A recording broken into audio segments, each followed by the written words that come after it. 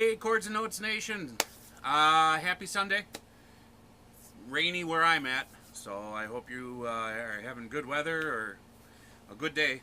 Um, Anyways, I'm going to squeeze in a real quick audiobook review, um, and then I'll move on and hopefully get another video in for reaction music video.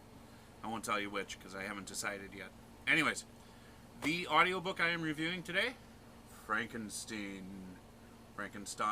Steen by Mary Shelley. This was written in the early to mid 1800s, I believe it was.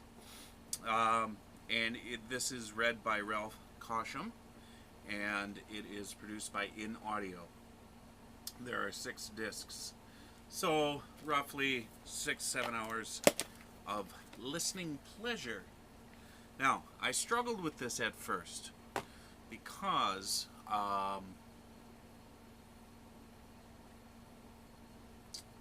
a number of reasons.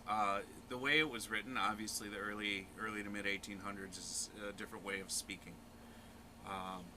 Not incomprehensible to us today, but we're just not used to our sentences and structure and all that sort of stuff being presented in such a way anymore. And then the narrator,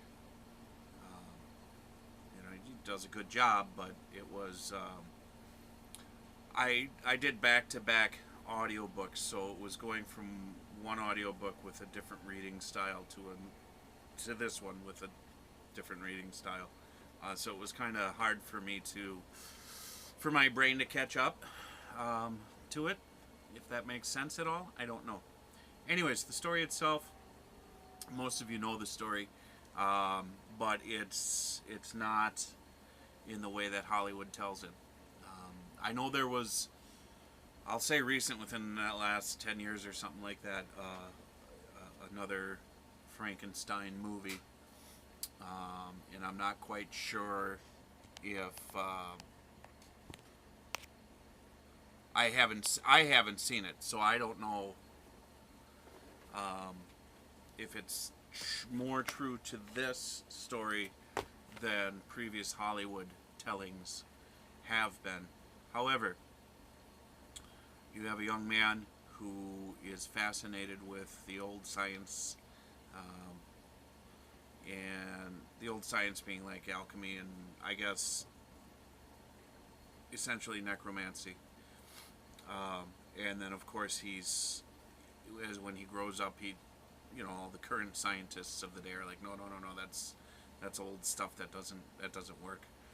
Here's the new way of doing science, which is what we're used to, the scientific method, observations, that sort of thing. At any rate, he still likes the old way, and he kind of takes the two ways and he mingles them, and he wants to see if he can reanimate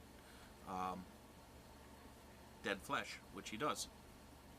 And Frankenstein's monster is born. Now, Frankenstein is not the name of the monster, it's the name of the scientist, Victor Frankenstein. It's from Switzerland. And it's a wonderful story because it is such a deviation from Hollywood's telling. The monster itself winds up self-educating and becoming a very intelligent being, but struggling with that primal brutality, and that is his main thrust in life when he discovers quickly, because he looks so horrendous, that just his appearance creates this hatred in others. They just won't accept him, and they run from him, and they try and throw things at him and kill him, and whatever the case may be. And he desperately just wants to be accepted and loved. And this is what I like about classic horror literature, is it's not about gore. It's not about, how many people can we frighten. It's about the human element of conflict inside.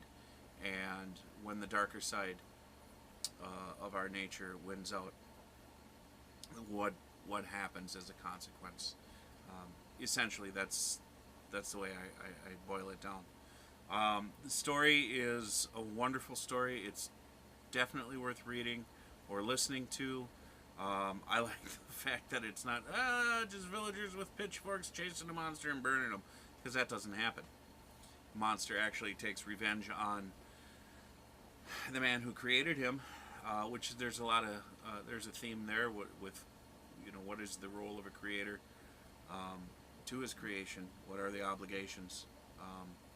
And all he wanted, the monster, was a mate, and the doctor eventually said, "I'm not going to do it because I don't want to put two of you on this planet."